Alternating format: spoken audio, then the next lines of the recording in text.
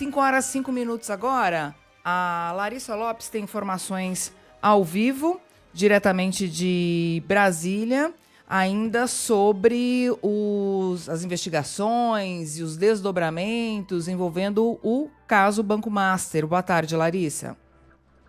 Boa tarde, Débora. Carol, boa tarde, ouvinte. Débora, após repercussão e abertura de investigação, o ministro Gilmar Mendes, decano do STF, criticou o vazamento de conversas íntimas do banqueiro Daniel Vorcaro com a então namorada Marta Greff. O ministro chamou o vazamento de barbárie institucional e falou em linchamento moral. Também aproveitou para defender a aprovação da LGPD, que é a Lei Geral de Proteção de Dados, penal, garantindo que o tratamento de dados na esfera criminal não seja subvertido, segundo ele, em ferramenta de opressão.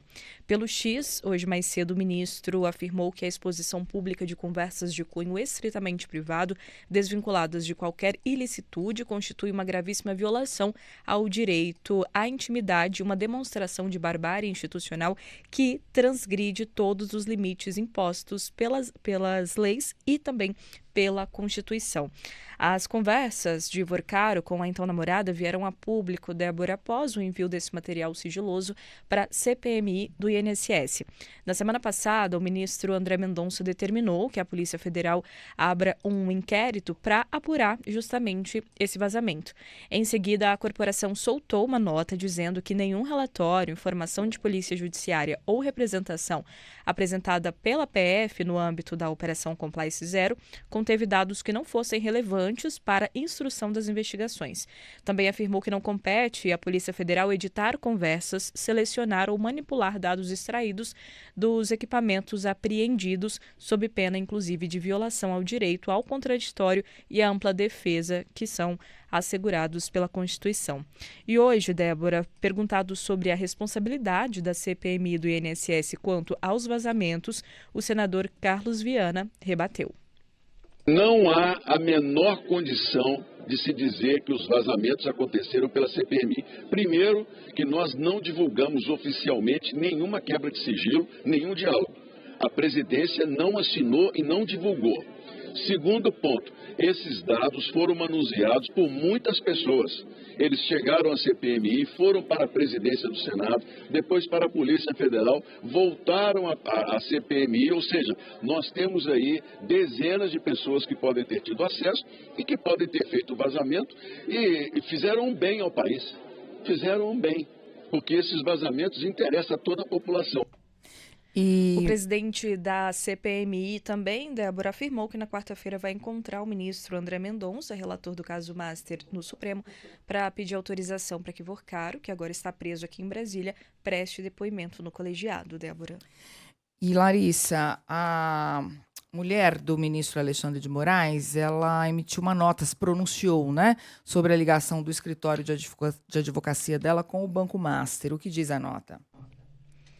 Olha, Débora, foi a primeira vez que ela se manifestou a respeito desse assunto, também até em reação ao vazamento desses diálogos que envolvem o ministro Alexandre de Moraes também. Então, a esposa dele se pronunciou. O escritório de Viviane Barsi de Moraes divulgou uma nota com uma série de informações sobre o contrato com o Master.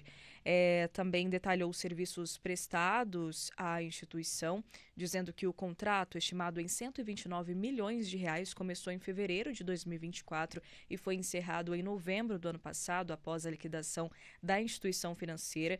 Também diz que uma equipe de 15 advogados e 3 escritórios parceiros. Então, essa equipe atuou na área de compliance e consultoria jurídica do banco. O escritório afirmou que em quase 2 anos realizou 94 reuniões de trabalho, a maioria presencial, e produziu 36 pareceres legais, como manuais de prevenção à lavagem de dinheiro e códigos de ética. A nota também destaca que o escritório nunca representou o Banco Master em ações no Supremo. Também Viviane de Moraes negou ter recebido mensagens do dono do banco, Daniel Vorcaro, enviadas por meio de fotos de visualização única antes da prisão do empresário. Vorcaro até pergunta alguma novidade, conseguiu ter notícia ou bloquear isso para o ministro Alexandre de Moraes. No material sob custódia da CPI, essa anotação com questionamento de Vorcar é um arquivo armazenado numa pasta junto com o contato de Viviane. Então, foi a primeira manifestação, Débora, e basicamente ela traz números sobre o trabalho dos advogados e diz que nunca representou o Master em ações que tramitam no Supremo. E para fechar, também até falo que ainda sobre essas reações quanto aos diálogos, isso aumentou a pressão para a instalação de uma CPI ou CPMI no Congresso Nacional. Inclusive, o senador Alessandro Vieira, hoje, ele disse que já conseguiu as 27 assinaturas que são necessárias para instalar o colegiado, para protocolar, na verdade, porque aí depois vem uma decisão do presidente da casa, Davi Alcolumbre, e a gente lembra que já tem uma que teve o número alcançado, mas na Câmara do deputado Hollenberg, mas que Hugo Mota já afirmou que não vai passar na frente das outras. Débora. Obrigada pelas informações. Essa foi Larissa Lopes, de Brasília. Agora, Carol, não está explicado ainda, né? Para quem foram as mensagens, com quem as mensagens de Vorcar foram trocadas, se com o ministro Alexandre de Moraes ou se com a mulher dele. Ela diz que não foi com ela, ele diz que não foi com ele. Com alguém, para alguém essas mensagens foram enviadas. E os peritos que entendem do assunto dizem que é possível rastrear, né? Mesmo sendo aquela troca de mensagens com imagens de visualização única.